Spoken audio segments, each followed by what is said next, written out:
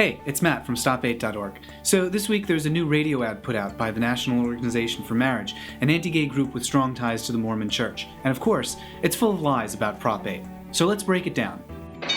San Francisco is unique, but should their values be imposed on the rest of America? Okay, now that's not a lie, but it's catty and misleading. Gay couples aren't imposing their values. It's not like they're going to force everyone to get gay married. Gays just want the freedom to live the lives of their choosing. If anyone's imposing their values, it's the National Organization for Marriage, which is trying to make the entire country live by their doctrine. A gay San Francisco federal judge. Okay, maybe Judge Walker is gay. He's never confirmed or denied it. But so what if he is? NOM is trying to make it sound like he's biased because he's gay. But can they point to anything in his ruling that shows evidence of gay judge bias? No, they can't, because it's a ruling that could have been written by any judge, gay or straight. And besides, Prop 8 proponents had the opportunity to ask the judge to recuse himself, and they didn't. So they only want to complain about him now that he didn't rule their way. A gay San Francisco federal judge has ruled that marriage between one man and one woman is discriminatory and unconstitutional. Nope, not even a little bit true. There's nothing in the ruling about heterosexual marriages being discriminatory. All he ruled was that banning gay couples from marrying is discriminatory. Heterosexual marriages? Fine. Banning gays from marrying? Discrimination. There's a difference. His ruling could eventually impose gay marriage on every state in America. Nope, it's not Judge Walker who would do that. It's the 14th Amendment of the U.S. Constitution, which was written after the Civil War and guarantees all citizens equal protection under the law. So if they want to blame anyone, they should blame Abraham Lincoln, or as they might call him, a gay Illinois lawyer. This ruling is crazy and scary. No, you know what's scary and crazy? If your wife is dying in the hospital, they'll try to stop you from seeing her. If your husband's from another country, they'll try to have him deported.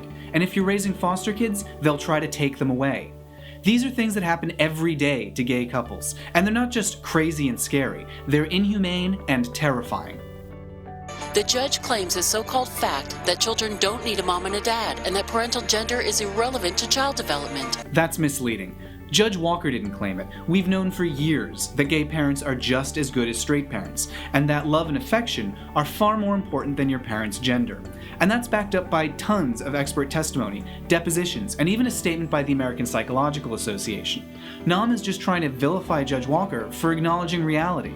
He says that men and women have exactly the same roles in a marriage. Misleading again. Judge Walker actually ruled that we no longer use what was once called coverture, a doctrine under which women lost their legal identity upon marrying.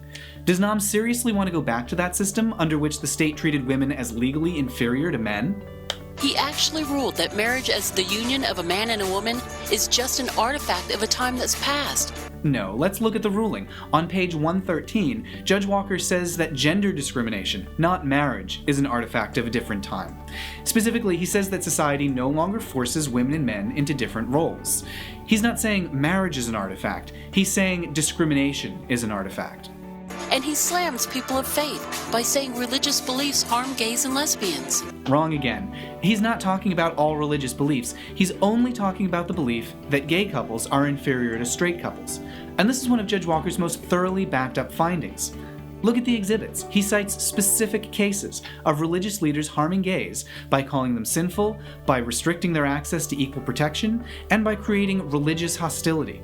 Case after case after case of people using religion as justification for discriminating against gays and lesbians. The evidence is right there. What are you going to argue? America doesn't have to accept San Francisco's values. Nope, and America shouldn't have to submit to NOM's values either. Time is short to save traditional marriage. That's the biggest lie of all. The phrase traditional marriage can mean a lot of things. It can mean marriages where women lose their rights, marriages that prohibit blacks, forced marriages, marriages where adultery is punished by death. These are all traditions that have gone away, and we're better off without them, just like the tradition of discriminating against gays and lesbians. And that's what makes that such a big lie. NOM's time isn't just short, it's already run out.